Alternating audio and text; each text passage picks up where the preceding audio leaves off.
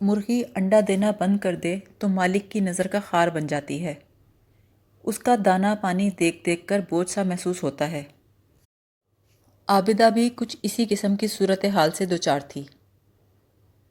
کریم نے دھمکی دینے والے انداز میں کہہ دیا تھا، بس مجھے بچہ چاہیے، اور وہ بھی 1 سال کے اندر۔ اگر تم نے بیٹے کو جنم نہ دیا تو میری طرف سے چھٹی۔ یہی عابدہ اس وقت میرے سامنے بیٹھی زار و قطار رو رہی تھی۔ تھانے دار صاحب، آپ ہی بتائیں میرا کیا قصور ہے جی؟ میں نے کریم کے 11 بچوں کو جنم دیا ہے، 6 لڑکیاں 5 لڑکے۔ اب اگر پچھلے 2-3 سال سے سلسلہ رک گیا تو میرا کیا دوش؟ وہ ہر رات میرے ساتھ مار پیٹ کرتا ہے اور مجھ سے مطالبہ کرتا ہے کہ ایک لڑکا چاہیے تاکہ لوگوں کے سامنے فخر سے مونچھ اونچی کر کے چلوں، اور مسلمانوں کی تعداد میں بھی اضافہ ہوگا۔ تھانے دار جی، میں کریم کا لات جوتا کھا کر بھی اس کا مطالبہ پورا کرنے کے لیے تعاون کرتی ہوں، لیکن قدرت کو منظور نہیں تو میں کیا کر سکتی ہوں؟ عابدہ نے مایوسانہ انداز میں بات ختم کی تو میں نے کہا، 11 بچے بہت ہوتے ہیں، ویسے تمہارا خاوند کرتا کیا ہے؟ میرا مطلب ہے اس کا ذریعہ آمدنی کیا ہے؟ دراصل میں یہ جاننا چاہتا تھا کہ کریم کے پاس 11 بچوں کو پالنے کا کیا بندوبست ہے جو 12ویں کے لیے اتنا بے چین ہے۔ یہ ٹھیک ہے کہ جو اولاد دیتا ہے وہ بچے کے ساتھ ہی اس کا رزق اتارتا ہے، لیکن اس رزق کو تلاش کرنے کی ذمہ داری بہرحال بچے کے والدین کی ہوتی ہے۔ میرے سوال کے جواب میں عابدہ نے بتایا، کریم سائیکلوں کا مستری ہے جی۔ لاری اڈے پر اس کی کریم سائیکل ورکس کی دکان ہے۔ سائیکلوں کی مرمت کے ساتھ وہ کرائے پر سائیکلیں بھی دیتا ہے۔ مجھے کریم پر بہت غصہ آیا۔ میں نے عابدہ سے پوچھا، کیا اس کی اتنی آمدنی ہو جاتی ہے کہ 13 افراد آرام سے زندگی گزار سکیں؟ وہ بے چارگی سے بولی، بس جی، گھر کا چولہا ایک دن بھی نہیں بجھا۔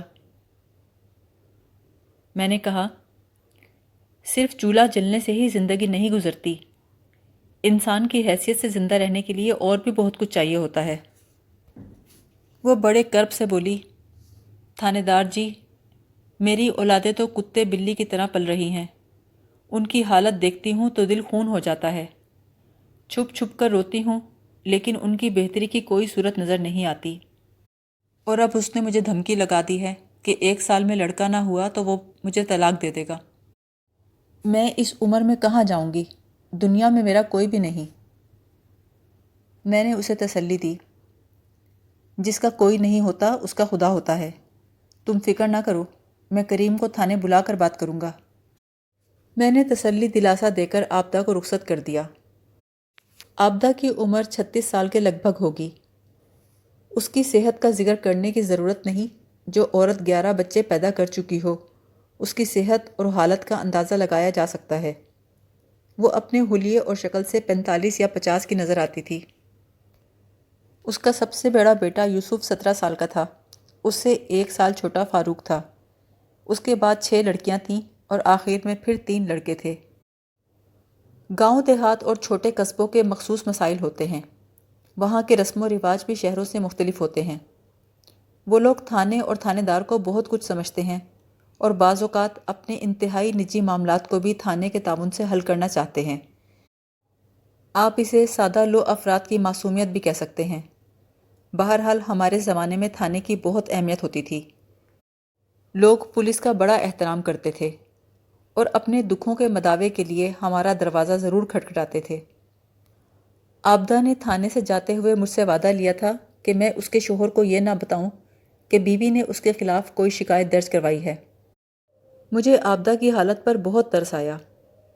جس عورت نے شوہر کی خاطر خود کو ختم کر لیا ہو، ایسے شوہر کو تو عورت کی دکھ تکلیف کا خیال رکھنا چاہیے، کجا یہ کہ وہ بیچاری کسی وحشت زدہ ہرنی کی مانند سہمی ہوئی تھی۔ اسی شام میں نے ایک کانسٹیبل کو لاری اڈے بھیج کر کریم مستری کو بلوا لیا۔ کریم 40 سال کا ایک گول مٹول پستہ قامت شخص تھا۔ اس کے کپڑوں پر جا بجا تیل اور گریس کے دھبے تھے۔ میرے بلاوے پر وہ حیران پریشان تھا۔ میں نے اسے کرسی پہ بیٹھنے کا اشارہ کیا اور کہا، معلوم ہے میں نے تمہیں تھانے کیوں بلایا ہے؟ نہیں جناب، میں نے تو کوئی ایسا ویسا جرم نہیں کیا، میں نے قدرے سخت لہجے میں کہا۔ میں نے تمہارا انٹرویو کرنے کے لیے تمہیں بلایا ہے۔ تمہارے بچے کتنے ہیں؟ 11 ہیں جناب۔ آپ میرے بچوں کے بارے میں کیوں پوچھ رہے ہیں؟ میں نے اسے تیز نظروں سے گھورا اور کہا، اوئے نامعقول، تمہیں اتنا نہیں پتا انٹرویو میں سوال ہی پوچھے جاتے ہیں؟ اور اب بیچ میں کوئی اعتراض نہ اٹھانا، ورنہ تمہیں کریم رول یا آئس کریم بنا دوں گا۔ ویسے اپنے قد کاٹ سے بھی تم کسی بیوٹی کریم کی شیشی لگتے ہو۔ پستہ قامت ہونے کے ساتھ ساتھ وہ فربہی کی طرف مائل تھا۔ اگر قد قامت اچھی ہوتی تو اس کی فربہی چھپ جاتی، لیکن 5 فٹ 2 انچ قد نے اس اوس موٹاپے کو زیادہ نمایاں کر دیا تھا۔ میری ڈانٹ سن کر وہ سیدھا ہو کر بیٹھ گیا۔ میں نے اس کی آنکھوں میں دیکھتے ہوئے سوال کیا، تم نے شادیاں کتنی کی ہیں؟ کریم میرے سوال پر تھوڑا چونکا اور بولا، صرف ایک جناب۔ یہ معلومات مجھے آبدہ سے معلوم ہو چکی تھیں، لیکن میں اس موضوع پر لتاڑ پھٹکار کے لیے اسے تیار کر رہا تھا، اس لیے میں نے کہا، صرف ایک؟ میں تو سمجھ رہا تھا اتنی اولادیں 2-3 بیویوں سے ہوں گی۔ اس نے حسرت بھرے انداز سے کہا، میں اتنا خوش قسمت کہاں تھانے دار صاحب۔ میں نے اس کی دھلائی شروع کر دی۔ اگر تم خوش قسمت نہیں ہو تو اپنی اولاد کی قسمت کا کباڑہ کیوں کرنے پہ تلے ہو؟ وہ الجھن زدہ نظر سے مجھے تکتے ہوئے بولا، میں نے کیا کیا ہے جناب؟ میں نے تلخ لہجے میں کہا، تم 11 زندگیوں کو اس دنیا میں لائے ہو اور 12ویں کو لانے کی کوشش میں ہو، اور یہ بھی کہتے ہو کہ اگر اس بار لڑکا نہ ہوا تو بیوی کو طلاق دے دو گے۔ جس عورت نے اپنی زندگی تمہیں اور تمہاری اولاد کو دے دی، اس کے بارے میں تمہارے اتنے نامعقول خیال ہیں؟ کیا اس کی رفاقت، خدمت اور محبت کا یہ صلہ ہے؟ وہ سٹپٹا کے بولا، یہ طلاق والی بات آپ کو کس نے بتائی ہے؟ کیا آبدہ نے کوئی شکایت کی ہے؟ میں نے برہمی سے کہا، اس بیچاری نے آج تک تم سے کوئی شکایت کی ہے جو مجھ سے آ کر کرے گی؟ میں نے تو اڑتے اڑتے تمہارے بارے میں سنا ہے، اور کیا تمہیں پتہ نہیں میں اس علاقے کا تھانے دار ہوں؟ ایک ایک گھر کی خبر رہتی ہے مجھے۔ میرے انداز سے وہ بوکھلا گیا۔ میں تو جی صرف یہ چاہ رہا تھا ذرا توازن ہو جائے۔ دیکھیں نا جی، بچیاں 6 ہیں تو بچے بھی 6 ہی ہونے چاہیے۔ تم کون ہوتے ہو ناپ تول کرنے والے؟ جو اس دنیا میں آ چکے ہیں ان کی بہتری کی سوچو، خواہ مخواہ گھر والی کو ہراساں نہ کرو۔ اب اگر مجھے پتہ چلا تم نے آبدہ کو تنگ کیا ہے یا طلاق کی دھمکی دی ہے تو ایک لمحے کا آسرا نہیں کروں گا۔ تھانے کی حوالات میں نظر آؤ گے تم، سمجھ گئے؟ تھوڑی دیر بعد میں نے اسے رخصت کر دیا۔ آئندہ چند روز امن و امان کی صورتحال رہی۔ آبدہ نے کسی قسم کی شکایت کی، نہ ہی کریم کی کسی زیادتی کی خبر ملی۔ میں یہی سمجھا کہ کریم کو عقل آ گئی ہے اور اس نے میری نصیحت پا کر زندگی کی ساتھی کو انسان تسلیم کر لیا ہے۔ میں مطمئن ہو گیا اور آبدہ اور کریم کو بھول گیا۔ لیکن جس بات کو میں ایک معمولی گھریلو تنازعہ سمجھ رہا تھا، بعد میں وہ ایک بہت بڑا بکھیڑا بن کر سامنے آیا۔ آبدہ کی شکایت کے کوئی 1 ماہ بعد دونوں میاں بیوی اپنے بیٹے یوسف کے ساتھ میرے پاس آئے۔ تینوں اس وقت سخت پریشان دکھائی دیتے تھے۔ میں نے انہیں بیٹھنے کو کہا، پھر کریم سے پوچھا، کیوں بھائی، تمہارا منہ کیوں لٹکا ہوا ہے؟ کریم کی بجائے آبدہ بولی، تھانے دار جی، ہم کل سے بہت پریشان ہیں۔ فاروق کہیں چلا گیا ہے۔ فاروق ان کے دوسرے نمبر والے بیٹے کا نام تھا۔ وہ یوسف سے چھوٹا تھا اور کسی کام کاج کا نہیں تھا۔ میری معلومات کے مطابق وہ دن بھر صرف آوارہ گردی کرتا تھا۔ اس کی بنسبت یوسف قدرے مختلف مزاج کا تھا۔ وہ دن بھر دکان میں باپ کا ہاتھ بٹاتا تھا۔ میں نے کہا، وہ آوارہ گرد کہاں چلا گیا؟ کریم بولا، اگر ہمیں پتہ ہوتا تو پریشانی کس بات کی تھی؟ وہ کل رات سے گھر نہیں آیا اور آج کی رات بھی گزر گئی۔ وہ یہ کہنا چاہتا تھا کہ اس کا بیٹا فاروق 4 مئی کو صبح کا گھر سے نکلا، اب تک واپس نہیں لوٹا تھا، اور آج 6 مئی تھی۔ میں نے پوچھا، کیا وہ اس سے پہلے بھی اس طرح بغیر بتائے غائب ہوا ہے؟ اس نے نفی میں گردن ہلائی اور بولا، یہ پہلی مرتبہ ہوا ہے، ورنہ چاہے دیر سے صحیح وہ رات کو گھر واپس آ جاتا ہے۔ تم نے اس کے یار دوستوں سے پوچھا؟ ہاں جی، کل پورا دن ہم فاروق کو تلاش کرتے رہے، ہر طرف دیکھ لیا مگر کہیں سراغ نہیں ملا، لگتا ہے وہ علاقے میں ہے ہی نہیں۔ اس کا زیادہ میل جول کریم، فرید، سلطان اور مطلوب کے ساتھ تھا، وہ سب اپنے گھروں میں ہیں، ہم نے سب سے پوچھ پرتیت کر لی ہے جی۔ تمہارے قریبی رشتہ دار کہاں رہتے ہیں؟ ہمارے زیادہ رشتہ دار نہیں ہیں، میری ایک بہن لاہور میں رہتی ہے، ادھر سمنا آباد میں میرے بہنوئی فضل محمود کی فروٹ کی دکان ہے۔ تو ہو سکتا ہے فاروق لاہور نکل گیا ہو۔ تم لوگ لاہور والوں سے رابطہ کر کے فاروق کے بارے میں پوچھو، میں یہاں آس پاس تلاش کرتا ہوں، انشاءاللہ تمہارا بیٹا مل جائے گا، زیادہ پریشان ہونے کی ضرورت نہیں۔ آبدہ روندھی ہوئی آوازیں بولی، پریشان کیسے نہ ہو تھانے دار جی، جوان جہان بیٹا اچانک غائب ہو جائے تو ماں کو سکون کہاں آتا ہے؟ میں نے اچانک پوچھا، 3 مئی کی رات کو گھر میں کسی قسم کا جھگڑا تو نہیں ہوا تھا؟ میرے نزدیک 3 مئی کی رات اور 4 مئی کی صبح زیادہ اہم تھی۔ میرے اس سوال پر میاں بیوی نے ایک دوسرے کو دیکھا اور کریم جلدی سے بولا، نہیں جی نہیں، ایسی کوئی بات نہیں۔ اور 4 مئی کی صبح کو؟ آبدہ بولی، نہیں، گھر میں تو سب ٹھیک ٹھاک ہے۔ اس کے چہرے پر ایسے تاثرات تھے جیسے وہ کچھ بتانا چاہ رہی ہو لیکن اس کی زبان ساتھ نہ دے رہی ہو، یا کسی مصلحت کے باعث وہ نہ بتا رہی ہو۔ مجھے محسوس ہوا ضرور کوئی گڑبڑ ہے۔ اس کا مطلب یہ تھا کہ 3 مئی کی رات یا 4 مئی کی صبح ان کے گھر میں کوئی ایسا واقعہ پیش آیا تھا جس کے نتیجے میں فاروق گھر سے غائب ہو گیا تھا۔ یہ دونوں میاں بیوی اس واقعے کو مجھ سے چھپانے کی کوشش کر رہے تھے۔ میں تھوڑی دیر انہیں خاموشی سے گھورتا رہا، پھر آبدہ کو دیکھ کر کہا، تم اپنے بیٹے یوسف کے ساتھ باہر برآمدے میں بیٹھو، میں ذرا کریم سے تنہائی میں چند باتیں کر لوں۔ میں کریم سے ادھر ادھر کی باتیں کرتا رہا، اس سے پوچھنے لگا کہیں فاروق کا کسی لڑکی سے کوئی چکر وغیرہ تو نہیں، کہیں وہ شادی کے لیے ضد تو نہیں کر رہا۔ یہ ساری باتیں میں وقت گزاری کے لیے کر رہا تھا تاکہ 5 منٹ کے بعد جب میں آبدہ سے اکیلے میں بات کروں تو کریم کو کوئی شک نہ گزرے۔ اس نے جواب دیا کہ فاروق کسی لڑکی کے معاملے میں ملوث نہیں تھا۔ میں نے کہا ٹھیک ہے، تم باہر جا کر بیٹھو اور آبدہ کو اندر بھیج دو۔ پہلے میں نے اس سے وہی سوال کیے جو کریم سے پوچھے تھے اور ساتھ ہی تاکید کر دی کہ باہر جا کر کریم کے سامنے یہی بتائے تاکہ اس کی چمڑی اور ہڈیاں سلامت رہیں۔ وہ میری بات کو سمجھ گئی اور بولی، اس کا مطلب ہے آپ نے کوئی خاص بات پوچھنے کے لیے مجھے بلایا ہے؟ میں نے معنی خیز انداز میں کہا، اور تم جانتی ہی ہو وہ خاص بات کیا ہو سکتی ہے؟ آبدہ بولی، آپ کا اشارہ رات والے جھگڑے کی طرف ہے نا؟ میں نے سراہنے کے انداز میں کہا، تم بہت عقل مند ہو، اب یہ بتاؤ 3 مئی کی رات کو تمہارے گھر میں کیا ہوا تھا؟ اور بالکل بے فکر رہو، یہ باتیں صرف میرے اور تمہارے درمیان رہیں گی، کریم کو ان کی ہوا نہیں لگے گی۔ وہ پوچھے تو یہی کہنا کہ تھانے دار صاحب نے یہ پوچھا تھا کہ وہ کسی لڑکی سے شادی کے لیے ضد تو نہیں کر رہا تھا۔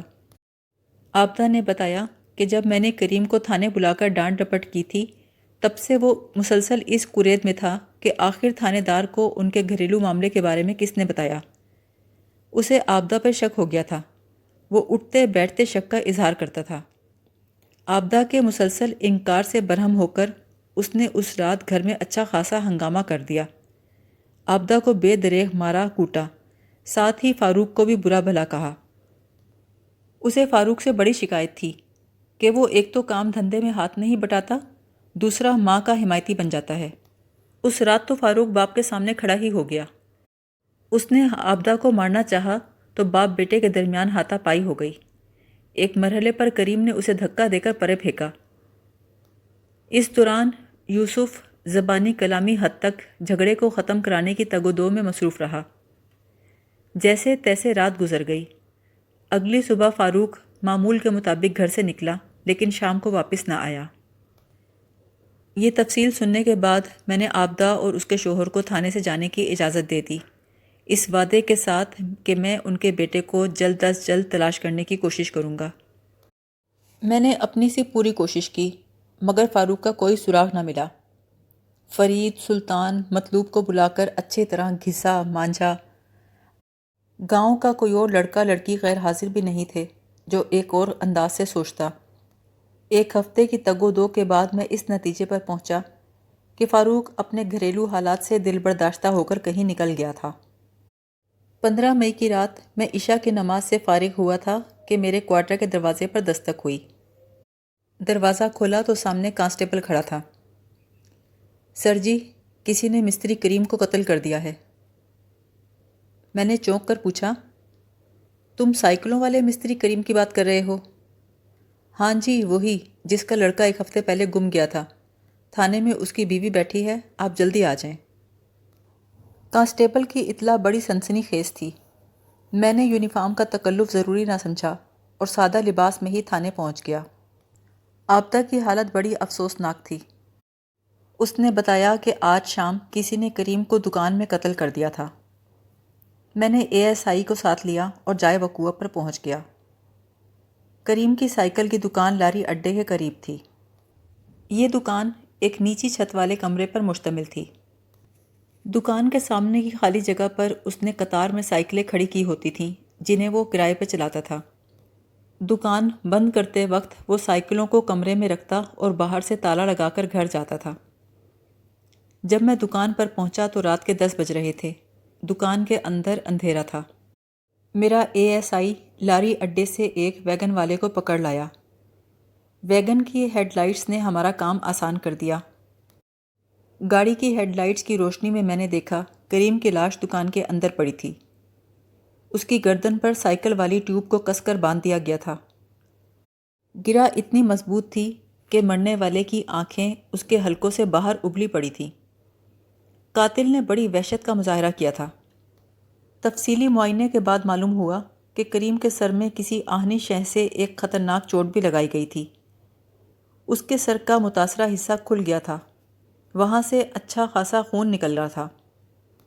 تھوڑی سی تلاش کے بعد میں اس آہنی شے کو ڈھونڈنے میں کامیاب ہو گیا جس کی شدید ضرب نے اس کی کھوپڑی کو چٹخا دیا تھا۔ وہ سائیکل میں ہوا بھرنے والا پمپ تھا جس کے نچلے سرے پر سر کے بال اور خون کے دھبے موجود تھے۔ میں نے جائے واردات کا تفصیلی معائنہ کیا۔ ایک دیوار کے ساتھ ترتیب سے 4 سائیکلیں کھڑی تھیں۔ سائیکلوں کی مرمت کا سامان اور دیگر اوزار بھی پاس رکھے تھے۔ ایک کونے میں لکڑی کا بڑا سا بکس تھا، غالباً وہ کوئی ٹول بکس تھا۔ ایک دیوار پر مختلف کھوٹیوں پر نئے اور پرانے ٹائر لٹکے تھے۔ جائے وقوع کا تفصیلی نقشہ تیار کرنے کے بعد کریم کی لاش کو پوسٹ مارٹم کے لیے ڈسٹرکٹ ہسپتال بھجوایا۔ اس موقع پر کریم کا بڑا بیٹا یوسف موجود تھا۔ میں نے اسے اپنے ساتھ رکھا اور پوچھ گچھ شروع کر دی۔ رات کے 11 بجنے والے تھے۔ اس وقت لاری اڈے کی رونق ماند پڑ چکی تھی۔ مقتول کریم کی دکان کی ایک جانب چائے کا کھوکھا تھا، دوسری طرف پھل والے کی دکان تھی۔ اس وقت دونوں بند تھیں۔ آس پاس پوچھ پڑتال سے کوئی کام کی بات معلوم نہ ہوئی۔ میں نے دکان کو تالا لگوایا اور یوسف کے ساتھ گھر کی طرف روانہ ہو گیا۔ راستے میں یوسف کی زبانی معلوم ہوا کہ یوسف اس دکان پر باپ کا ہاتھ بٹاتا تھا۔ دکان صبح 8 بجے کھلتی اور شام 6 بجے بند ہو جاتی تھی۔ دکان کھولنے کی ذمہ داری یوسف کی تھی۔ کریم لگ بھگ 9 بجے دکان پر پہنچتا تھا۔ شام کو یوسف اپنے باپ سے پہلے نکل جاتا تھا اور دکان کریم خود بند کرتا تھا۔ اس روز بھی یوسف اپنے معمول کے مطابق 5:30 بجے دکان سے چلا گیا تھا۔ اس وقت اس کا باپ کریم دکان میں زندہ سلامت موجود تھا۔ اس کا مطلب یہ تھا کہ اسے 5:30 بجے کے بعد قتل کیا گیا تھا۔ میں نے یوسف سے پوچھا، کیا تمہارے باپ کی کسی سے دشمنی تھی؟ تھوڑی دیر سوچ کے وہ بولا، ابا دن بھر دکان میں مصروف رہتا تھا اور یہاں سے جانے کے بعد اس کا سارا وقت گھر میں گزرتا تھا۔ میں نے کہا، یوسف تم ماشاءاللہ سمجھدار ہو۔ تمہارے باپ کو جس انداز سے موت کے گھاٹ اتارا گیا ہے اس سے ظاہر ہوتا ہے کہ قاتل کے دل میں اس کے لیے بے پناہ نفرت تھی۔ اس نے نہ صرف کریم کے سر پہ خطرناک وار کیا بلکہ سائیکل کی ٹیوب کی مدد سے بے دردی سے اسے گلا گھونٹ دیا۔ کوئی شخص ایسی وحشیانہ کارروائی خواہ مخواہ نہیں کر سکتا۔ وہ افسردہ انداز میں بولا، آپ ٹھیک کہتے ہیں تھانے دار صاحب، میں اس وقت بہت پریشان ہوں، سمجھ نہیں آ رہا یہ سب کیا اور کیسے ہو گیا۔ یوسف کی پریشانی بجا تھی۔ ایک جوان بیٹا باپ کی موت پہ غمزدہ نہیں ہوگا تو کون ہوگا؟ میں چند لمحے خاموش رہ کے اس کا جائزہ لیتا رہا، پھر پوچھا، آج دکان میں کسی سے جھگڑا تو نہیں ہوا تھا؟ یوسف بولا، کل شام ابا کی ایک بچے سے منہ ماری تو ہوئی تھی، لیکن گلزار اتنا بڑا قدم نہیں اٹھا سکتا۔ کون گلزار؟ اور تلخ کلامی کس بات پر ہوئی تھی؟ یوسف بولا، گلزار علی نواز کا بیٹا ہے، اس کی عمر 12-13 سال ہے، اکثر ہماری دکان سے کرائے پہ سائیکل لے جاتا ہے، کرایہ نہیں دیتا، بہت تنگ کرتا ہے۔ میں نے کئی مرتبہ ابا سے کہا کہ ادھار نہ دیا کرو، لیکن اس معاملے میں ابا بڑا نرم دل تھا، کہتا تھا دکانداری میں برداشت کرنا پڑتا ہے۔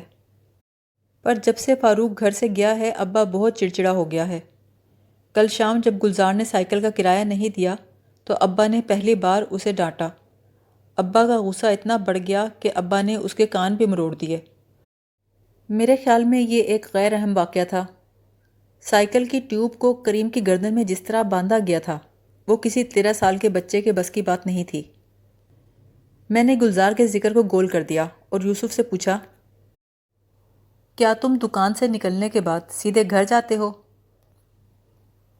نہیں جناب، میں 5:30 بجے سیدھا میدان میں جاتا ہوں، وہاں لڑکے فٹ بال کھیلتے ہیں، مجھے بھی بڑا شوق ہے، اسی لیے میں ابا سے پہلے دکان سے نکل آتا ہوں۔ کھیل سے تم کتنے بجے فارغ ہوتے ہو؟ 7 سوا 7 تک۔ پھر گھر چلے جاتے ہوں گے؟ نہیں، 5-10 منٹ تو ادھر میدان میں ہی رہتے ہیں، پھر جب سانسیں ہموار ہو جاتی ہیں تو گھروں کی راہ لیتے ہیں۔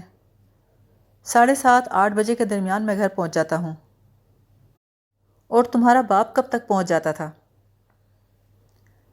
یہی کوئی 6:30 بجے تک۔ کیا آج بھی تم کھیل کے میدان سے فارغ ہونے کے بعد 8 بجے کے قریب گھر گئے تھے؟ جی ہاں، میں گھر میں داخل ہوا تو اماں نے بتایا ابا ابھی تک گھر نہیں آیا۔ ابا لگے بندے ٹائم پہ آتا ہے، اس لیے مجھے حیرت ہوئی۔ میں ابا کو دیکھنے دکان کی طرف چلا گیا اور پھر میں نے دکان کے اندر ابا کو بے ڈھنگے انداز میں پڑے دیکھا۔ اس وقت اندھیرا پھیل چکا تھا۔ میں نے ماچس جلائی تو اس کی روشنی میں ابا کی گردن میں بندھی ہوئی سائیکل کی ٹیوب نظر آئی۔ میں تیلی پہ تیلی جلاتا گیا، پھر یہ حقیقت مجھ پہ کھلی کہ ابا کو کسی نے قتل کر دیا ہے۔ یوسف خاموش ہوا تو میں نے استفسار کیا، پھر تم نے کیا کیا؟ میں سیدھا گھر پہنچا اور جا کر اماں کو صورتحال بتائی۔ سارے بہن بھائی رونے لگ گئے۔ میں نے اماں کو اور ان سب کو تسلی دی، پھر اماں میرے ساتھ دکان پہ آئی۔ گھر سے نکلتے وقت ہم لالٹین بھی لے آئے تھے۔ اماں نے جب ابا کی لاش کو دیکھا تو دھاڑے مار مار کے رونے لگی۔ ابا جیسا بھی تھا اس کا خاوند تھا۔ یہ الگ بات ہے میں دن بھر ابا کے ساتھ محنت کرتا تھا، لیکن ابا کی اہمیت اپنی جگہ پر ہے، وہ تو ہم سب کا سرمایہ تھا۔ ہمیں رونے دھونے سے فرصت ملی تو میں نے اماں کو تھانے بھیج دیا تاکہ آپ کو واقعے کی اطلاع دے دے۔ خود میں ابا کی لاش کے پاس ہی رک گیا۔ یوسف خاموش ہوا تو میں نے ایک نہایت ہی اہم سوال کیا، یوسف، جب تم کریم کو ڈھونڈتے ہوئے دکان پر پہنچے تو دکان کا دروازہ بند تھا؟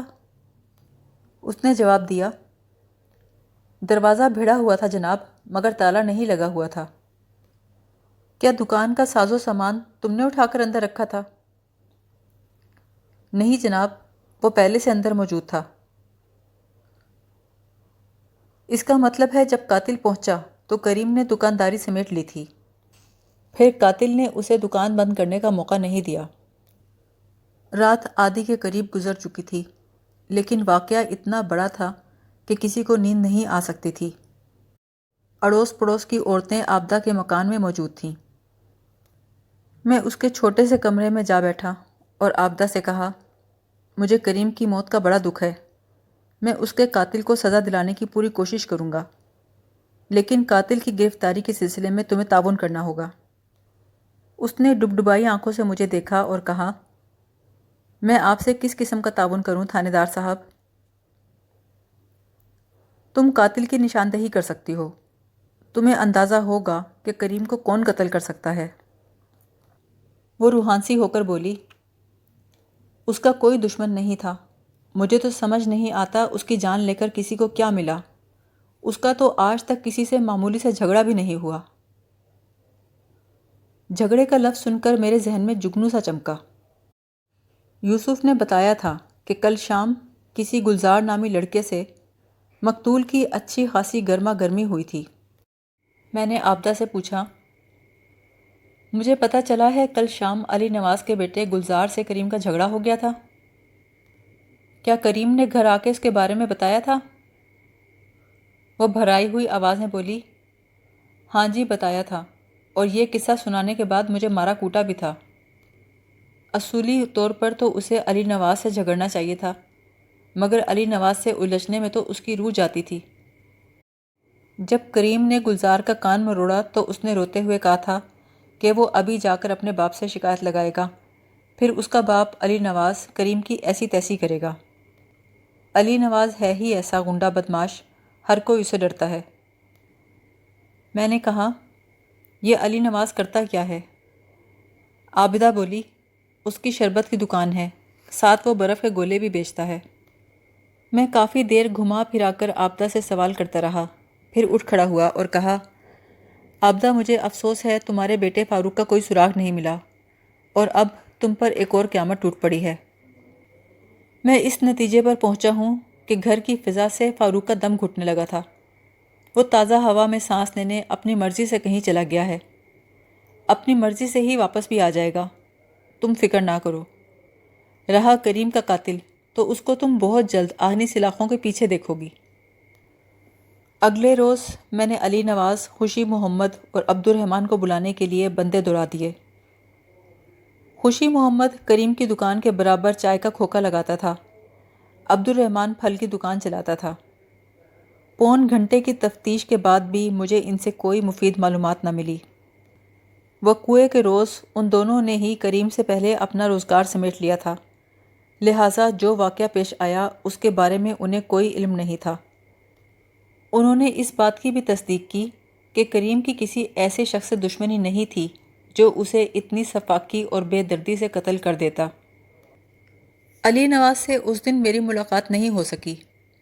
مجھے پتہ چلا وہ صبح ہی کسی ضروری کام سے دوسرے ضلع چلا گیا تھا۔ دوسرے دن پوسٹ مارٹم کی رپورٹ آ گئی۔ اس رپورٹ کے مطابق کریم کی موت 15 مئی کی شام 6 اور 7 بجے کے درمیان ہوئی تھی۔ اس زمانے میں فنگر پرنٹس اٹھانے کا دستور نہیں تھا، ورنہ ہوا بھرنے والے پمپ سے انگلیوں کے نشان حاصل کر کے ممکنہ قاتل تک پہنچنے کی کوشش کی جا سکتی تھی۔ فنگر پرنٹس کا خیال جس کسی کا بھی ہے، اس کے لیے دل سے دعائیں نکلتی ہیں۔ اس تکنیک نے تفتیش کے میدان میں بہت آسانیاں پیدا کر دی ہیں۔ آج کل کی پولیس کو تو اس کے علاوہ اور بھی بہت سی سہولتیں میسر ہیں، مگر ہمارے زمانے میں سب کچھ زور بازو سے ہی کرنا پڑتا تھا۔ قانونی کارروائی مکمل کرنے کے بعد میں نے کریم کی لاش عابدہ کے حوالے کر دی۔ اسی روز عصر اور مغرب کے درمیان اس کی تدفین ہو گئی۔ اگلے روز مجھے اطلاع ملی کہ علی نواز گھر واپس آ گیا ہے۔ میں نے فوراً ہی اسے تھانے بلوا لیا۔ وہ ایک لہیم شہیم قداور شخص تھا۔ اس ڈیل ڈول کے ساتھ اس نے کافی صحت مند مونچھیں بھی پال رکھی تھیں۔ اس کی عمر 35 کے لگ بھگ تھی۔ میں نے اسے مسلسل گھورا تو وہ بے چینی سے پہلو بدل کر بولا، ملک صاحب، آپ نے کس سلسلے میں مجھے تھانے بلایا ہے؟ میں نے اس کی آنکھوں میں دیکھتے ہوئے کہا، سلسلہ بہت دلچسپ ہے علی نواز۔ مجھے پتہ چلا ہے تم بڑی وکری ٹائپ کے بندے ہو، جس کی جی چاہے دھلائی کر کے رکھ دیتے ہو۔ لوگ تم سے ڈرتے ہیں کیونکہ تم بہت ہی جھگڑالو آدمی ہو۔ وہ بھونچکا سا ہو کر بولا، یہ آپ کیا کہہ رہے ہیں جناب؟ میں نے تیز آواز میں کہا، زیادہ اداکاری کی ضرورت نہیں ہے، میں نے جو کچھ کہا ہے سوچ سمجھ کر کہا ہے۔ یہ تم 2-3 دن سے غائب کہاں تھے؟ میں چنن پور گیا ہوا تھا۔ چنن پور میں تمہیں کون سا کام پڑ گیا کہ بیوی بچوں کو بتائے بغیر روانہ ہو گئے؟ میں اپنی گھر والی کو بتا کر گیا تھا جناب۔ اس کی مت الٹی ہے، جو یاد رکھنے کی بات وہ بھول جاتی ہے۔ میں نے سخت لہجے میں کہا، علی نواز، جب میں تمہیں چھت کے کنڈے میں الٹا لٹکا کر پنکھے کی مانند گھماؤں گا تو تمہاری مت ضرور ٹھکانے آ جائے گی۔ وہ احتجاجی انداز میں بولا، پر میں نے کیا کیا ہے تھانے دار جی؟ میں نے سنسنی خیز لہجے میں کہا، تم نے بہت برا کیا ہے علی نواز۔ بتاؤ، بیچارے کریم نے تمہارا کیا بگاڑا تھا؟ تم نے اسے قتل کیوں کیا؟ میں بڑی توجہ سے اس کے تاثرات کا جائزہ لے رہا تھا، مگر میری توقع کے برخلاف اس نے رد عمل ظاہر کیا اور خاصی بلند آواز میں بولا، آپ مجھے کریم مستری کا قاتل سمجھ رہے ہیں؟ یہ تو بڑی زیادتی والی بات ہے۔ میں نے ڈانٹ کر کہا، چیخنے چلانے کی ضرورت نہیں۔ اس کی ضرورت تمہیں جب پڑے گی جب میں ٹرائل روم میں تمہارا چیک اپ کروں گا۔ اور جہاں تک بات ہے زیادتی والی، تو زیادتی کا تم نے صرف نام سنا ہوگا، اس کے مفہوم سے میں تمہیں واقف کراؤں گا۔ سیدھی طرح بتاؤ، تم نے کریم کو قتل کیوں کیا؟ وہ برہمی سے بولا، میں نے کسی کریم کو قتل نہیں کیا۔ آپ خواہ مخواہ مجھ پر الزام لگا رہے ہیں۔ علی نواز کا جملہ ادھورا رہ گیا۔ میرے حوالدار شیر علی نے اس کی گردن پر ایک نپا تلا تکلیف دہ وار کیا۔ اس کے حلق سے ایک چیخ سی نکلی۔ میں نے تھانے دارانہ انداز میں کہا، میں تم پہ واضح کر چکا ہوں کہ چیخنے چلانے کا کوئی کام نہیں۔ چیخنے کا موقع تمہیں دیا جائے گا جب تم سیدھی طرح میرے سوالوں کا جواب نہیں دو گے۔ وہ بولا، تھانے دار صاحب، آپ کس بنا پر مجھے کریم کے قتل میں ملوث کر رہے ہیں؟ میں نے کہا، گلزار کی بنا پر۔ وہ حیرت سے بولا، گلزار؟ اس نے کیا کیا ہے؟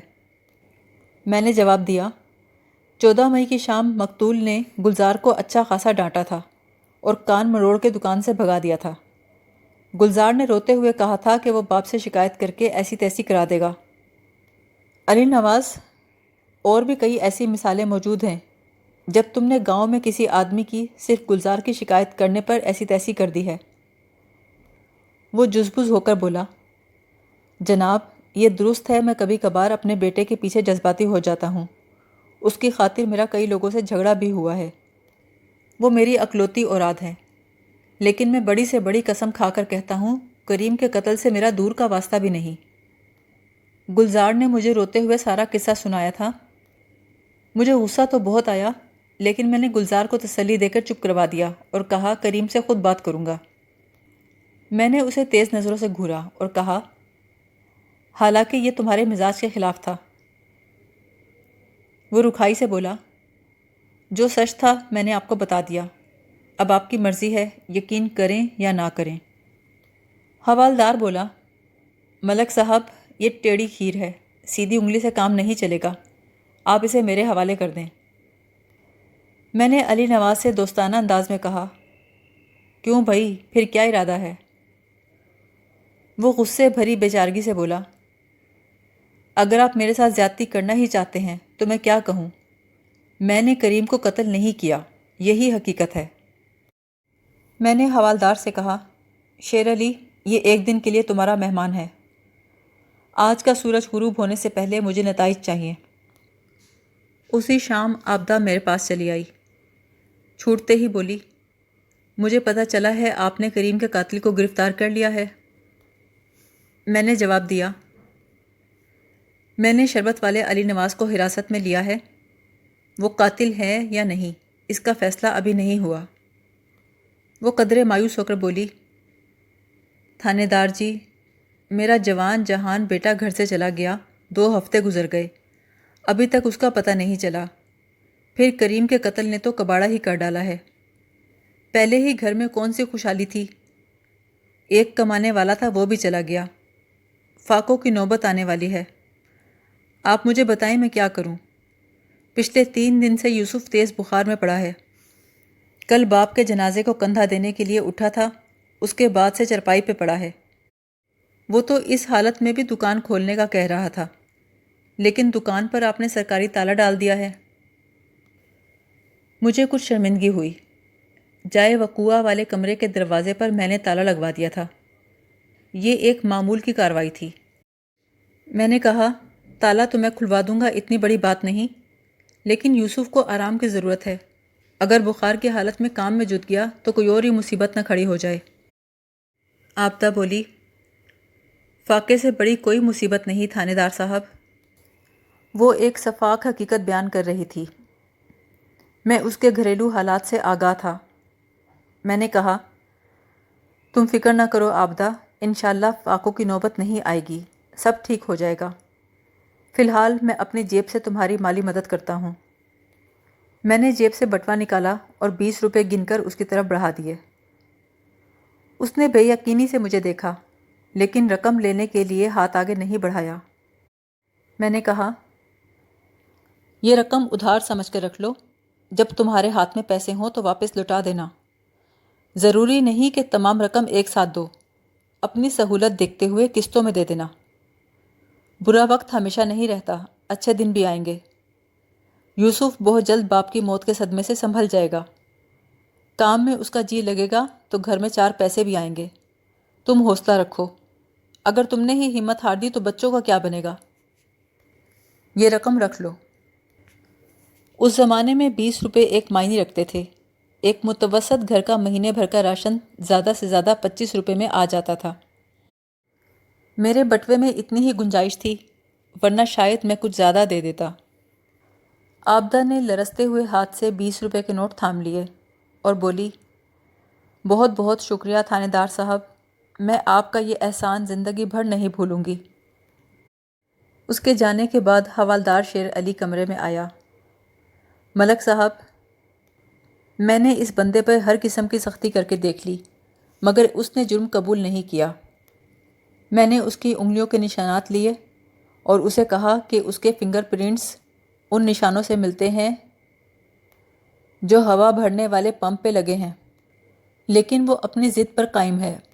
کہتا ہے نہ تو اس نے کریم بخش کو قتل کیا ہے، نہ ہی ہوا بھرنے والے پائپ کو چھوا ہے، لہٰذا وہاں اس کی انگلیوں کے نشان کا پایا جانا ممکن نہیں، اور یہ کہ میں جھوٹ بول کر اسے قتل کے کیس میں ملوث کرنا چاہتا ہوں۔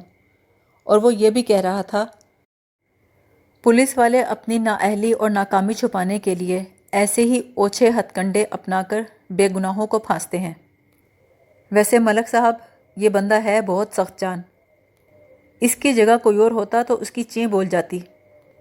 میں نے اس کی ٹھیک ٹھاک خاطر تواضع کی، لیکن اس کی زبان پر ایک ہی تکرار رہی کہ ہم غلط رخ پہ تفتیش کر رہے ہیں، ہمیں کسی اور انداز میں کوشش کرنی چاہیے۔ حوالدار خاموش ہوا تو میں نے کہا، تم نے پوچھا نہیں کہ کس انداز میں کرنی چاہیے؟ پوچھا تھا جناب، وہ کہتا ہے ہم نے اب تک مقتول کے بیٹے کو کیوں نظر انداز کیا ہوا ہے؟ بیٹے کو؟ وہ کس بیٹے کی بات کر رہا ہے؟ فاروق کی جناب۔ اس کا کہنا ہے کہ فاروق کی اپنے باپ سے بالکل نہیں بنتی تھی، دونوں کو ایک دوسرے سے نفرت تھی، اور فاروق کافی دنوں سے گھر سے غائب بھی ہے، اس کا کوئی سراغ بھی نہیں ملا۔ جس صبح وہ غائب ہوا اس سے پچھلی رات ان کے گھر میں لڑائی بھی ہوئی تھی۔ ممکن ہے فاروق نے اپنے باپ کو موت کے گھاٹ اتارا ہو۔ شربت والا علی نواز بہت دور کی کوڑی لایا تھا، پتہ نہیں کیوں اس طرف میرا دھیان نہیں گیا تھا۔ فاروق 4 مئی کی صبح گھر سے نکلا تھا اور اب تک واپس نہیں آیا تھا۔ آج 18 مئی کا دن تھا۔ حوالدار بولا، ویسے ہمیں علی نواز کی بات پہ غور کر لینا چاہیے جناب، وہی فاروق والی بات۔ اس رات سونے سے پہلے میں کافی دیر فاروق کے بارے میں سوچتا رہا اور یہ فیصلہ کر کے سویا کہ اگلی صبح فاروق کی تلاش میں اور زیادہ سرگرمی سے کوشش کروں گا۔ کہتے ہیں ڈھونڈنے والے کو خدا بھی مل جاتا ہے، اور بعض اوقات ایسا بھی ہو جاتا ہے کہ انسان آگ کی تلاش میں نکلے اور اسے پیامبری مل جائے۔ میرے ساتھ بھی ایسا ہی خوشگوار اتفاق پیش آیا۔ میں تھانے آیا تو ایک خوشخبری میری منتظر تھی۔ فاروق 2 پولیس والوں کے ساتھ تھانے میں موجود تھا۔ دونوں پولیس کانسٹیبلز کا تعلق لاہور سے تھا۔ الیک سلیک کے بعد ASI نے بتایا، ملک صاحب، اس جوان کو ہم نے شاہی محلے کے ایک کوٹھے سے گرفتار کیا ہے۔ میں نے فاروق کو کھا جانے والی نظروں سے گھورا۔ اوئے بدبخت، تو ادھر ہیرا منڈی میں کیا لینے گیا تھا؟ ادھر تیری ماں کا رو رو کے برا حال ہو گیا، اور تیرا باپ؟ وہ جلدی سے بولا، کیا ہوا میرے ابا کو؟ میں نے طنزیہ انداز میں کہا، یہ بھی مجھ سے ہی پوچھو گے؟ اس کے ساتھ آنے والے اے ایس آئی نے کہا، ملک صاحب، ہمیں واپس جانے کی جلدی ہے، اس لیے پہلے ہماری سن لیں۔ ایک بات کا تو مجھے بخوبی اندازہ ہو گیا تھا کہ لاہور سے آنے والے پولیس والے یہاں کے حالات سے قطعی ناواقف تھے، یعنی فاروق نے اس سلسلے میں ان کے سامنے زبان نہیں کھولی تھی۔ یا تو وہ اپنے باپ کے قتل میں ملوث تھا ہی نہیں، یا پھر وہ بہت مضبوط تھا۔ مہمان اے ایس آئی نے بتایا کہ فاروق کو کل رات ایک کوٹھے سے گرفتار کیا گیا تھا۔ مذکورہ کوٹھے پر انہیں ایک مفرور مجرم کی آمد کی توقع تھی۔ وہ مجرم تو گرفتار نہیں ہو سکا، تاہم انہوں نے کوٹھے پر موجود تماش بینوں کو گرفتار کر کے تھانے پہنچا دیا۔ فاروق کے سوا باقی تمام تماش بینوں کا تعلق لاہور سے تھا۔ رات بھر کی تفتیش نے فاروق کو غیر متعلق اور بے ضرر ثابت کر دیا، تو متعلقہ تھانے کے عملے کے 2 افراد اسے میرے پاس پہنچانے قصبے تک آئے تھے۔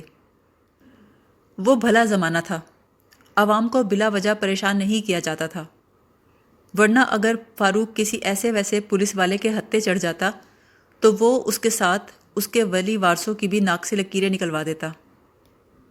لاہور پولیس کے لوگ فاروق کو میرے حوالے کر کے رخصت ہو گئے۔ اس نے ایک بار پھر اپنا سوال دہرایا، میرے ابا کو کیا ہو گیا ہے؟ میں نے اس کی آنکھوں میں جھانکتے ہوئے براہ راست کہا، تمہارے ابا کو کسی نے قتل کر دیا ہے، اور مجھے تم پر شک ہے۔ وہ ہراساں اور حیران ہو کر بولا، یہ آپ کیا کہہ رہے ہیں تھانے دار صاحب؟ میں اپنے باپ کو کیسے قتل کر سکتا ہوں؟ بالکل کر سکتے ہو، اس کی کھوپڑی پر سائیکل میں ہوا بھرنے والا پمپ برسا کر، اور اس کی گردن میں سائیکل کی ٹیوب کا پھندا لگا کر۔ وہ بولا، پتہ نہیں آپ کس قسم کی باتیں کر رہے ہیں، میں تو 15-16 دن سے گھر نہیں گیا، مجھے کیا پتا پیچھے ابا کے ساتھ کیا واقعہ پیش آیا۔ ابا کو کب قتل کیا گیا ہے؟ 15 مئی کو شام 6-7 بجے کے درمیان۔ اوہ، مجھے ابا کی موت کا افسوس ہے، لیکن میں ایک مرتبہ یہی کہوں گا، آپ خواہ مجھ پہ شک کر رہے ہیں، میں تو 15 مئی کو قصبے میں تھا ہی نہیں۔ میں نے اس کی آنکھوں میں جھانکتے ہوئے کہا، یہ ٹھیک ہے کہ تم 4 مئی سے غائب ہو، اور اب لاہور پولیس کے 2 اہلکار تمہیں لائے ہیں، تمہاری گرفتاری اور تفتیش کی تفصیل بھی انہوں نے بتائی ہے، لیکن اس سے یہ ثابت نہیں ہوتا کہ تم نے اپنے باپ کو قتل نہیں کیا۔ عین ممکن ہے کہ تم نے 15 مئی کی شام آ کر باپ کی دکان پر پہنچ کر اسے بے دردی سے موت کے گھاٹ اتار دیا ہو اور پھر واپس چلے گئے ہو۔ وہ بڑی شدت سے نفی میں گردن ہلانے لگا۔ آپ جو کچھ کہہ رہے ہیں بالکل غلط ہے، مجھ پر الزام ہے، میں بھلا اپنے باپ کو کیوں قتل کروں گا؟ تمہارے پاس اپنے باپ کو قتل کرنے کی ٹھوس وجوہات ہیں، تم اپنے باپ سے شدید نفرت کرتے تھے۔ وہ ایک ایک لفظ پر زور دیتے ہوئے بولا، یہ سچ ہے، مجھے اپنے باپ سے نفرت تھی، لیکن اس کے نتیجے میں قتل جیسی واردات نہیں کر سکتا۔ میں نے کہا، یہ تو تم کہہ رہے ہو نا، تفتیش کے بعد پتہ چلے گا تم نے کیا کیا ہے اور کیا نہیں کیا۔ نفرت اتنا طاقتور جذبہ ہے کہ اس سے مغلوب ہو کر انسان کچھ بھی کر سکتا ہے۔ تمہارا باپ بھی تمہیں ناپسند کرتا تھا، تمہیں برا بھلا کہتا تھا، تمہاری آوارہ گردی سے تنگ تھا، تمہاری شکل دیکھنے کا روادار نہیں تھا۔ تمہاری ماں کی زبانی مجھے پتہ چلا ہے کہ 3 مئی کی رات تم نے باپ سے ہاتھا پائی بھی کی تھی۔ وہ جھنجھلا کر بولا، ہاں کی تھی، ابا نے اماں کو مارا تھا، مجھ سے رہا نہ گیا، میں اماں کو بچانے کے لیے بیچ میں کود پڑا۔ ہاتھا پائی تو ہونا ہی تھی، اگر میں ابا کو نہ روکتا تو وہ اماں کو جان سے ہی مار دیتا۔ وہ چہرے سے رنجیدہ دکھائی دے رہا تھا۔ میں نے کہا، یوسف تمہارا بڑا بھائی ہے، کیا وہ اس رات گھر پہ موجود تھا جب تمہارے باپ نے اپنی بیوی کو زد و کوب کیا تھا؟ فاروق منہ بنا کر بولا، ہاں موجود تھا، اس نے کہاں جانا تھا؟ تو کیا یوسف نے ماں کو بچانے کی کوشش نہیں کی تھی؟ زبانی کلامی کی تھی جی، یوسف تو مٹی کا مادھو ہے، ابا کا احترام کرتا ہے بلکہ ڈرتا ہے۔ دور کھڑا انہیں زبان سے منع کرتا رہا۔ اتنی توفیق نہ ہوئی کہ آگے بڑھ کر باپ کا ہاتھ روک لے۔ میں نے اس کی آنکھوں میں دیکھتے ہوئے کہا، تو یہ ہمت تم نے کر لی؟ ماں کو بچاؤ کے لیے تم نے باپ سے ہاتھا پائی کی، کیونکہ تم مٹی کا مادھو نہیں بلکہ آگ کا گولا ہو۔ نہ تو تم باپ کا احترام کرتے ہو، نہ ہی اس کی طرف سے تمہارے دل میں کوئی ڈر خوف ہے۔ وہ سٹپٹا کر بولا، اس رات میں نے جو کیا وہ حالات کا تقاضا تھا۔ اچھا، اور 15 مئی کی شام تم نے جو کیا وہ بھی حالات کا تقاضا تھا؟ وہ دونوں ہاتھوں سے سر تھام کے بولا، آپ مجھ پر الزام لگا رہے ہیں۔ تو پھر بتاؤ، 15 مئی کی شام 6-7 بجے کے درمیان تم کہاں تھے؟ ساتھ یہ بھی بتاؤ کہ 4 مئی سے لے کر اب تک تم کہاں کہاں اور کس کس جگہ گئے؟ میرے سوالوں کے جواب میں اس نے جو کچھ بتایا اس کے مطابق گھریلو حالات سے دل برداشتہ ہو کر اس نے گھر چھوڑ دیا تھا۔ وہ اپنے قصبے سے نکلا اور خاموشی سے لاہور پہنچ گیا۔ اپنے اس اقدام کے بارے میں اس نے گاؤں کے دوستوں کو بھی نہیں بتایا تھا۔ وہ نئی زندگی کا آغاز کرنا چاہتا تھا۔ اس کے ہاتھ میں کوئی ہنر نہیں تھا، لہٰذا مزدوری کرنے لگا۔ پہلے اس نے سبزی منڈی میں سبزی اور پھلوں کے ٹوکرے اٹھائے۔ پھر اس کی ملاقات قدیر نامی ایک آدمی سے ہوئی جو اکبری منڈی میں پلے داری کرتا تھا۔ جلد ہی دونوں میں دوستی ہو گئی اور قدیر نے فاروق کو اپنے ساتھ کام پر لگا لیا۔ قدیر کو اس بازار میں جانے کا شوق تھا۔ اس کی دیکھا دیکھی فاروق بھی اسی شوق میں گرفتار ہو گیا اور آخر کار 18 مئی کی رات پولیس کے چھاپے کے نتیجے میں گرفتار ہو کر حوالات پہنچا۔ اس نے بتایا کہ 15 مئی کی شام اس نے اور قدیر نے جلدی چھٹی کر لی اور دونوں فلم دیکھنے چلے گئے۔ اس نے بتایا کہ 15 مئی کی شام اس نے اور قدیر نے رتن سینما میں ملنگی فلم کا شام 6 سے 9 والا شو دیکھا تھا۔ میں نے کہا، یہ مت سمجھنا کہ آنکھیں بند کر کے تمہاری بات کا یقین کر لوں گا۔ تمہارے بیان کی تصدیق کے لیے ابھی ایک بندہ لاہور بھیجوں گا۔ وہ سیدھا قدیر کے پاس پہنچے گا، پھر دودھ کا دودھ اور پانی کا پانی ہو جائے گا۔ میں نے فاروق کو حوالدار کے حوالے کیا اور اسے ہدایت کی کہ تفتیش کے نام پر اس سے زیادتی نہ کرے، بلکہ پیار محبت سے بہلا کر اس سے کچھ اگلوانے کی کوشش کرے۔ اس کے ساتھ ہی میں نے ایک ہوشیار قسم کے کانسٹیبل کو لاہور روانہ کیا تاکہ قدیر سے مل کر فاروق کے بیان کی تصدیق کر سکے۔ اگر قدیر سے یہ تصدیق ہو جاتی کہ فاروق نے غلط بیانی سے کام لیا ہے تو سچ کا اعتراف کرانے کے لیے اس کی چمڑی ادھیڑنا ٹھیک تھی، وگرنہ خوامخواہ اس پر سختی کرنا ٹھیک نہیں تھا۔ شام کو جب میں تھانے سے نکل کر گھر جا رہا تھا تو مجھے آبدہ آتی دکھائی دی۔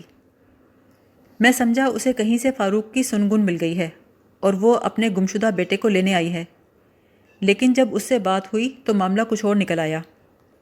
کہنے لگی، تھانے دار صاحب، میں ایک بہت ضروری مسئلہ بتانے آئی ہوں۔ یوسف، تم خود تھانے دار صاحب کو اپنے خواب کے بارے میں بتاؤ۔ میں یوسف کی طرف متوجہ ہو گیا۔ ہاں بھائی یوسف، کیا خواب دیکھ لیا تم نے؟ یوسف نگاہیں نیچی کر کے بولا، جناب میں دوپہر تھوڑی دیر کے لیے لیٹا تھا تو میری آنکھ لگ گئی۔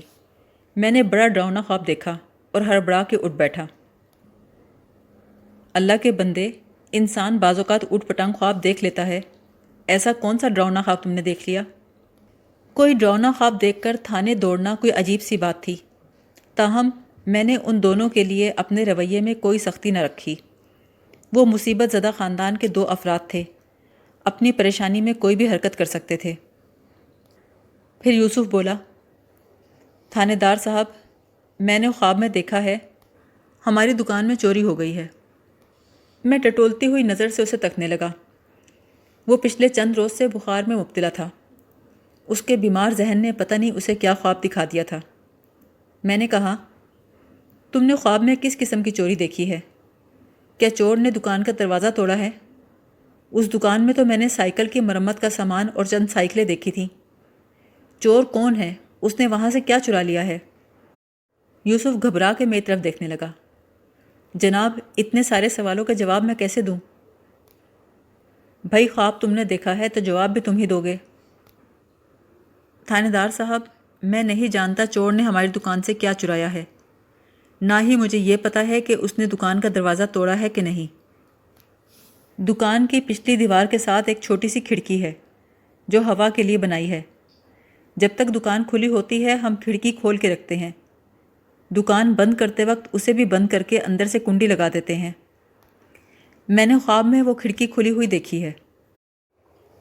میں نے اسے کسی قسم کی سرزنش کرنے کی بجائے ٹھہرے ہوئے لہجے میں کہا، چلو میں تم لوگوں کے ساتھ لاری اڈے چلتا ہوں، دکان کو دیکھ کر اندازہ ہوگا کہ وہاں چوری ہوئی ہے یا نہیں۔ ویسے تم لوگوں کے لیے میرے پاس ایک خوشخبری ہے، فاروق مل گیا ہے۔ عابدہ ایک دم بےتاب ہو کر بولی، کہاں ہے میرا بیٹا؟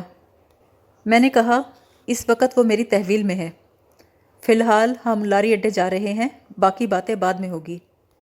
لاری اڈے جا کر ان کی دکان کو چیک کرنا یوسف کے خواب کی وجہ سے نہیں تھا، بلکہ میں اس دکان پر ڈالا ہوا سرکاری تالا کھول کر دکان یوسف کے حوالے کرنا چاہتا تھا۔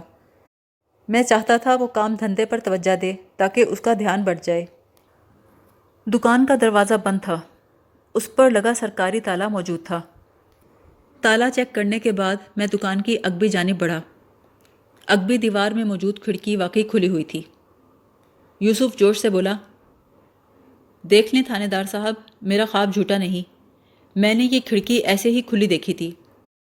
وہ 2 فٹ لمبائی چوڑائی والی ایک کھڑکی تھی، اس میں کسی قسم کی آہنی سلاخ نہیں تھی۔ زمین سے کھڑکی کی اونچائی لگ بھگ 5 فٹ ہوگی۔ جب 15 مئی کی رات میں کریم کے قتل کی کارروائی نمٹا رہا تھا تو دکان کے اندر موجود یہ کھڑکی بند تھی۔ میں کھڑکی کے نزدیک گیا اور غور سے اس کا جائزہ لیا۔ کھڑکی کے پٹ پر مجھے ٹوٹی ہوئی کنڈی کے آثار نظر آئے۔ میرا اندازہ تھا کہ باہر سے طاقت لگا کر اس کھڑکی کو کھولا گیا تھا۔ اگر کوئی چور یہاں داخل ہوا تھا تو اس تنگ کھڑکی کی مدد سے چھوٹا موٹا سامان تو چوری کر سکتا تھا، لیکن ایک پوری سائیکل کو وہاں سے نکالنا ممکن نہیں تھا۔ دکان کا تالا کھلوا کر ہم اندر گئے۔ میں نے ایک لمحے میں ہی اندازہ لگا لیا کہ وہاں کسی قسم کی چوری نہیں ہوئی تھی، البتہ چیزوں کی ترتیب میں کچھ فرق محسوس ہو رہا تھا۔ ایسا لگتا تھا جیسے کچھ اشیاء کو ادھر ادھر کر کے ان کی جگہ بدل دی گئی ہو۔ سائیکلیں 4 تھیں اور اپنی جگہ پر موجود تھیں، تاہم وہ ایک دوسرے کے اوپر لیٹی ہوئی تھیں، جبکہ 15 مئی کی رات میں نے انہیں ترتیب وار ایک قطار میں کھڑے دیکھا تھا۔ ایسا لگتا تھا کہ دکان کے اندر داخل ہونے والے چور کا ہاتھ کسی سائیکل کو لگا ہوگا اور اس کی وجہ سے چاروں سائیکلیں لیٹ گئیں۔ میں نے سرسری لہجے میں یوسف سے کہا، ذرا چیک کر کے بتاؤ چور نے تمہاری دکان کو کتنا نقصان پہنچایا؟ قتل والی رات جائے وقوع کی کارروائی مکمل کرنے کے دوران میں نے تمام اشیاء کا اندراج کیا تھا جو دکان کے اندر موجود تھیں، تاہم یہ تفصیلی رپورٹ اس وقت میرے پاس نہیں تھی، بلکہ تھانے میں میری میز کی دراز میں رکھی تھی۔ اس رپورٹ کی روشنی میں دیکھا جا سکتا تھا کہ وہاں سے کوئی چیز چوری ہوئی تھی یا نہیں۔ یوسف بولا، تھانے دار صاحب، چیزیں تو سب موجود ہیں، لیکن کسی نے انہیں بکھیر دیا ہے۔ میں گہری سوچ میں ڈوب گیا۔ اگر چور کو کچھ چرانا ہی نہیں تھا تو آخر وہ کس مقصد سے دکان میں داخل ہوا تھا، وہ بھی پچھلی کھڑکی کو توڑ کر؟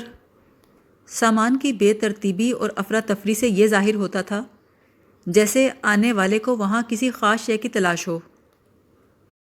یقیناً دکان میں داخل ہونے والا چور کریم مستری کے قتل میں ملوث تھا اور وہاں اپنے جرم کے کسی ثبوت کو مٹانے آیا تھا۔ ممکن ہے وہ دکان سے کوئی ایسی شے تلاش کر کے ساتھ لے جانے آیا ہو جو اس کے جرم کی جانب اشارہ کرتی ہو۔ عابدہ بولی، تھانے دار جی لعنت بھیجیں چور پر، اللہ کا شکر ہے ہماری کوئی چیز چوری نہیں ہوئی۔ یوسف پتر، تم اس سارے سامان کو ٹھیک ٹھاک کر کے رکھ دو، کل سے تمہیں دکان کھولنی ہے، کب تک گھر میں گمسم پڑے رہو گے؟ بات ختم کر کے اس نے اجازت طلب نظر سے میری جانب دیکھا۔ میں پہلے ہی اس ارادے سے آیا تھا کہ آج دکان پہ پڑا ہوا تالا کھول دوں گا، لہٰذا دکان کے ایک کونے میں کھڑا یوسف کو کام کرتا دیکھتا رہا۔ میرے اشارے پر میرا کانسٹیبل بھی اس کا ہاتھ بٹا رہا تھا۔ عابدہ بولی، تھانے دار جی، آپ نے بتایا کہ فاروق واپس آ گیا ہے اور آپ کی تحویل میں ہے، آپ اسے میرے حوالے کب کریں گے؟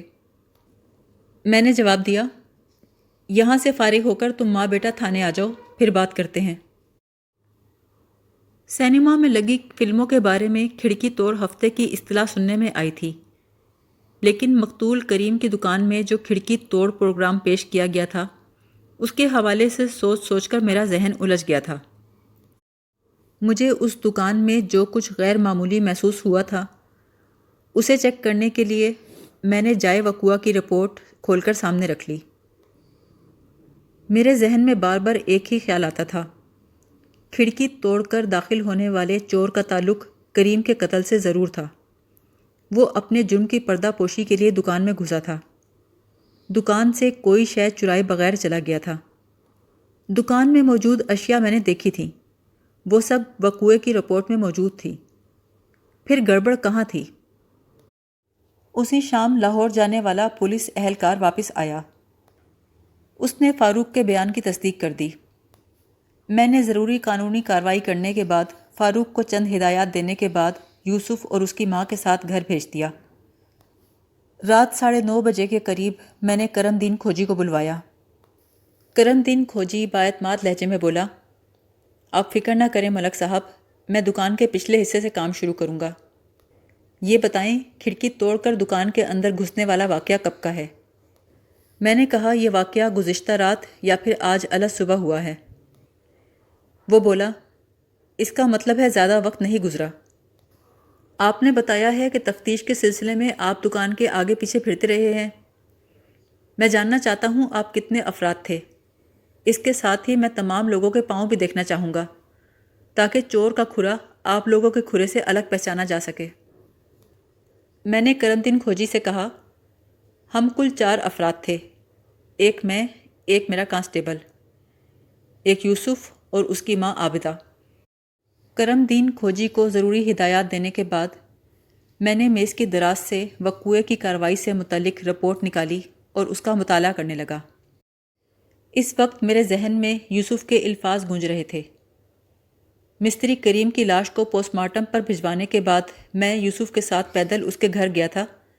راستے میں اس سے مختلف سوال بھی کرتا رہا تھا۔ میرے ایک سوال کے جواب میں اس نے کہا تھا، جب اماں کی زبانی مجھے پتہ چلا کہ ابا گھر نہیں پہنچا تو میں اسے دیکھنے دکان چلا گیا۔ دکان میں نے ابا کو بے ڈھنگے انداز میں پڑے دیکھا۔ اندھیرا پھیل چکا تھا۔ میں نے ماچس جلائی۔ اس کی روشنی میں نے ابا کی گردن میں بندھی ہوئی سائیکل کی ٹیوب دیکھ لی۔ میں تیلی پر تیلی جلاتا گیا۔ یوسف کے یہ الفاظ میرے ذہن میں گونج رہے تھے، مگر رپورٹ ان الفاظ کی نفی کر رہی تھی۔ جائے وقوعہ کا نقشہ تیار کرتے وقت میں نے معمولی سے معمولی اور چھوٹی سے چھوٹی شے کا بھی اندراج کیا تھا۔ پھر ماچس کی جلی ہوئی تیلیاں کہاں چلی گئیں؟ رپورٹ میں تیلیوں کا ذکر کیوں نہیں تھا؟ اگر میں نے ان کا اندراج نہیں کیا تھا تو اس کا مطلب تھا تیلیاں وہاں موجود نہیں تھیں۔ لیکن کل جب میں دوبارہ دکان میں داخل ہوا تو فرش پر مجھے جلی ہوئی اور ادھ جلی بے شمار تیلیاں دکھائی دی تھیں۔ کھڑکی توڑ کر دکان میں گھسنے کا راز کھل گیا تھا۔ وہ جو کوئی بھی تھا وہاں تیلیاں پھینکنے کے مقصد سے دکان میں داخل ہوا تھا۔ تیلی پر تیلی جلانے والی کہانی یوسف نے سنائی تھی۔ وقوعے کی کارروائی کے بعد میں نے دکان پر تالا ڈال دیا تھا۔ رپورٹ میں تیلیوں کا ذکر نہیں تھا۔ اب ان جلی ہوئی تیلیوں کو دکان کے اندر پہنچانے کے 2 ہی راستے تھے۔ نمبر 1، دکان کی پچھلی کھڑکی توڑ کر۔ نمبر 2، سرکاری تالے کو کھلوا کر۔ حالات و واقعات یوسف کی طرف اشارہ کر رہے تھے۔ تو کیا کریم کو اس کے بیٹے یوسف نے قتل کیا تھا؟ اس سوال نے میرے ذہن میں ہلچل سی مچا دی۔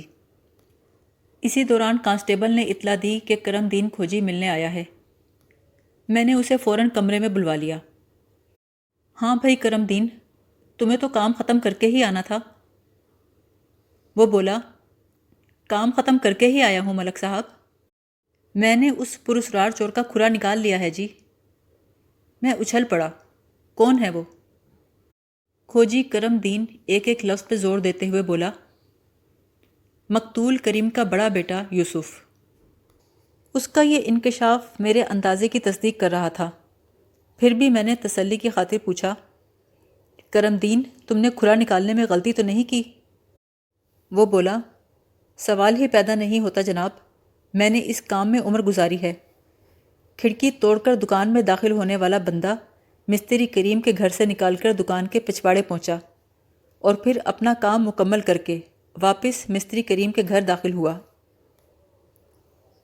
لیکن تم نے یہ اندازہ کیسے لگایا کہ وہ کھرا یوسف کا ہے؟ کرم دین بولا، ملک صاحب، میں آپ کے پاس سے سیدھا یوسف کے گھر پہنچا تھا۔ آپ کے اور آپ کے کانسٹیبل کے پاؤں کے نمونے میں حاصل کر چکا تھا۔ وہاں جا کر میں نے آبدہ اور یوسف کے پاؤں کا دھیان دیا۔ اب آپ یوسف کو بلا کر باقی سوال جواب کر لیں اور مجھے اجازت دیں۔ بات ختم کر کے وہ اٹھ کھڑا ہوا اور امید بھری نظروں سے مجھے دیکھنے لگا۔ اسے میری طرف سے انعام کی توقع تھی۔ پولیس کے لیے اس طرح کام کرنے والے کھوجیوں اور مخبروں کو چھوٹا موٹا انعام دیا جاتا ہے۔ باقی تھانے داروں کے بارے میں تو میں کچھ نہیں کہہ سکتا، البتہ انعام کی یہ رقم میں اپنی ذاتی جیب سے دیا کرتا تھا۔ میں نے کرم دین کو 5 روپے دے کر تھانے سے رخصت کر دیا۔ 10 بجے کے قریب میرا ASI خالی ہاتھ واپس آیا۔ یوسف اس کے ہاتھ نہیں لگا تھا، البتہ عابدہ اور فاروق تھانے پہنچ گئے۔ اس کا اچانک منظر سے غائب ہونا اس کے جرم کی نشاندہی کرتا تھا۔ یہ سب کھوجی کرم دین کی وجہ سے ہوا۔ کھوجی نے اپنے کام میں بہت تیزی کا مظاہرہ کیا اور رات ہی کو جا کر ماں بیٹے کے پاؤں کا نمونہ لے لیا۔ ظاہر ہے کھوجی کے عزائم یوسف سے چھپے نہیں تھے۔ اسے لگا کہ کھوجی اس کا سراغ لگا لے گا کہ دکان کی کھڑکی توڑ کر اندر داخل ہونے والا خود یوسف ہے۔ چنانچہ پولیس کے پہنچنے سے پہلے وہ غائب ہو گیا۔ عابدہ کو معلوم ہوا کہ کریم کے قاتل کی حیثیت سے مجھے یوسف کی تلاش ہے تو وہ واویلا کرنے لگی۔ تھانے دار جی، یہ تو میرے ساتھ بہت زیادتی ہے۔ پہلے آپ نے فاروق پہ شک کیا، اب یوسف کو کریم کا قاتل سمجھ رہے ہیں۔ یوسف بالکل بے گناہ ہے تھانے دار صاحب، وہ بھلا باپ کو کیوں قتل کرے گا؟ وہ تو باپ کا دایاں بازو تھا۔ میں ایک دکھیاری ماں کے جذبات کو سمجھ رہا تھا، لیکن اپنے پیشہ ورانہ فرائض سے مجبور تھا، لہٰذا سخت لہجے میں بولا، یوسف نے باپ کو کیوں قتل کیا یہ تو وہ خود بتائے گا، فی الحال تم یہ بتاؤ وہ کہاں غائب ہوا ہے؟ وہ گلو گیر ہو کر بولی، میں نہیں جانتی، مجھے بتا کر گیا ہوتا تو مجھے پتا ہوتا۔ بس یہی کہہ سکتی ہوں، وہ بے گناہ ہے۔ وہ بے گناہ نہیں ہے، اس کا جرم میرے ریکارڈ پہ آ چکا ہے۔ اس نے میری آنکھوں میں دھول جھونکنے کے لیے ایسی کہانی تراشی ہے جسے میں بے نقاب کر چکا ہوں۔ اس کے بعد میں نے مختصر الفاظ میں عابدہ کو کھوجی کرم دین کی کارکردگی اور تیلیوں والے قصے سے آگاہ کیا۔ اگلے 1 گھنٹے میں نے 3 اہلکاروں پہ مشتمل 4 پولیس پارٹیاں ترتیب دیں اور ان کو آس پاس کے قصبوں میں بھیج دیا۔ شام 6 بجے یوسف تھانے میں موجود تھا۔ میرے سامنے آتے ہی وہ آئیں بائیں شائیں کرنے لگا۔ میں نے حوالدار کو سمجھایا کہ یہ کوئی عادی مجرم نہیں، اس کے ساتھ ہاتھ ہلکا اور زبان بھاری رکھ کر اقبال جرم کروانا ہے۔ 1 گھنٹے کے اندر ہی مجھے مقصد میں کامیابی ہو گئی۔ حوالدار شیر علی نے ایسے دبکے دیے کہ یوسف نے جلد ہی اپنے باپ کے قتل کا اقرار کر لیا۔ اس نے یہ جرم حالات کے ہاتھوں مجبور ہو کر کیا تھا۔ جرم کسی مجبوری سے کیا جائے یا ہنسی خوشی، جرم ہی کہلاتا ہے۔ یوسف نے اپنے اقبالی بیان میں بتایا کہ فاروق کی طرح وہ بھی اپنے باپ سے نفرت کرتا تھا۔ دونوں کی نفرت میں فرق صرف اتنا تھا کہ فاروق نفرت کو چھپاتا نہیں تھا، جبکہ یوسف اس نفرت کو دل میں پال رہا تھا۔ اسے یہ ذرا اچھا نہیں لگتا تھا کہ اس کا باپ اس کی ماں کو ظلم و ستم کا نشانہ بنائے، مگر وہ کبھی باپ کے سامنے ڈٹ کے کھڑا ہونے کی ہمت نہیں کر سکا۔ کئی بار اس نے سوچا کہ وہ بھی فاروق کی طرح کام سے بے پرواہ ہو جائے، لیکن پھر چھوٹے بہن بھائیوں کی صورتیں اس کی نگاہوں میں پھرنے لگتیں۔ یوسف میں برداشت کرنے کی صلاحیت تھی، لیکن جب پانی سر سے اوپر اٹھ جائے تو برداشت کے مالک لوگ بھی خطرناک بن جاتے ہیں۔ 3 مئی کی رات مقتول کریم اور اس کی بیوی کے درمیان شدید جھگڑا ہوا۔ 4 مئی کی صبح فاروق گھر سے غائب ہو گیا۔ اس بات نے یوسف کو بری طرح متاثر کیا، لیکن وہ اپنی فطرت سے مجبور تھا۔ دل کا غبار نکالنے کے لیے اس نے کوئی رد عمل ظاہر نہ کیا۔ اگلی رات پھر کریم نے اپنی بیوی کو تشدد کا نشانہ بنایا اور کہا، فاروق کو عابدہ کے لاڈ پیار نے بگاڑا ہے، اس لیے وہ اتنا سرکش اور ضدی ہو گیا ہے کہ باپ سے مقابلہ کرتا ہے۔ عابدہ پٹتی رہی، لیکن یوسف کی برداشت جواب دے گئی۔ اس نے فیصلہ کیا کہ وہ اس مسئلے کا حل ضرور نکالے گا۔ اگلے دن وہ باپ کے ساتھ دکان میں کام میں تو لگا رہا، لیکن اس کے ذہن میں انتقام کی فلم چلتی رہی۔ شام سے پہلے وہ ایک حتمی فیصلے پر پہنچ چکا تھا۔ اس نے اپنے بیان کے اختتام پر کہا، ایسے شخص کو جینے کا کوئی حق نہیں پہنچتا، چاہے وہ میرا باپ ہی کیوں نہ ہو۔ میں نے کہا، یوسف، یہ سنگین قدم اٹھاتے ہوئے تمہیں اپنے انجام کی کوئی فکر تھی؟ وہ خلا میں دیکھتے ہوئے بولا، میرا خیال تھا میں قانون کی گرفت میں نہیں آؤں گا، لیکن پہلے ہی قدم پر مجھ سے غلطی ہو گئی۔ اگر میں نے بار بار ماچس جلانے کا ذکر کرنا ہی تھا تو دکان میں جلی ہوئی تیلیاں بھی چھوڑ کے آنا چاہیے تھا۔ میں نے کہا، اور دوسری غلطی تم سے یہ ہوئی کہ تیلیاں دکان کے اندر پہنچانے کے لیے کھڑکی توڑ کر چور والی کہانی چلا دی۔ اگر تم یہ کام نہ کرتے تو… میں یہ کہتے کہتے رک گیا کہ اگر وہ یہ حرکت نہ کرتا تو شاید قانون کی گرفت میں نہ آتا۔ میرے نامکمل جملے کے جواب میں وہ جلدی سے بولا، مجھے یہ ڈر تھا کہ جب آپ سرکاری تالا کھول کر دکان میرے حوالے کریں گے تو کہیں میری چوری پکڑی نہ جائے۔ دکان کے فرش پر جلی ہوئی تیلیاں نہ ملی تو کہیں آپ میرے پیچھے نہ پڑ جائیں۔ مجھ سے بڑی غلطی ہوئی، سخت غلطی ہوئی۔ میں نے ایک گہری سانس لی اور ٹھہرے ہوئے لہجے میں کہا، برخوردار، ذہین سے ذہین مجرم بھی کوئی نہ کوئی غلطی کر جاتا ہے، بس بات اس غلطی کو پکڑنے کی ہوتی ہے، اس کے بعد مجرم خود پکڑا جاتا ہے۔ تم تو پھر ایک اناڑی اور نو آموز مجرم ہو۔ اس نے ندامت سے گردن جھکا لی۔ مستری کریم ایک ٹیڑھی اینٹ تھا۔ جس عمارت کی بنیاد میں اینٹ ٹیڑھی رکھی جائے وہ عمارت ہمیشہ ٹیڑھی رہتی ہے۔ اس کا انجام بھی وہی ہوتا ہے جو کریم کا ہوا۔ جس طرح ٹیڑھی اینٹ پوری عمارت کے گرنے کا سبب بنتی ہے، بالکل اسی طرح کریم اپنے خاندان کی تباہی اور بربادی کا سبب بن گیا تھا۔